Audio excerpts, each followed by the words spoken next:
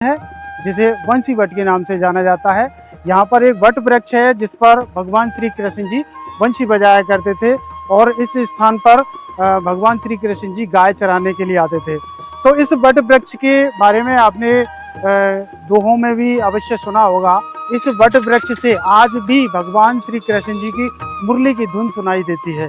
हम आपको दर्शन कराएंगे और हम भी वहाँ सुनेंगे क्या वास्तव में वहाँ मुरली की धुन आज भी सुनाई देती है और किस तरह से जो लोग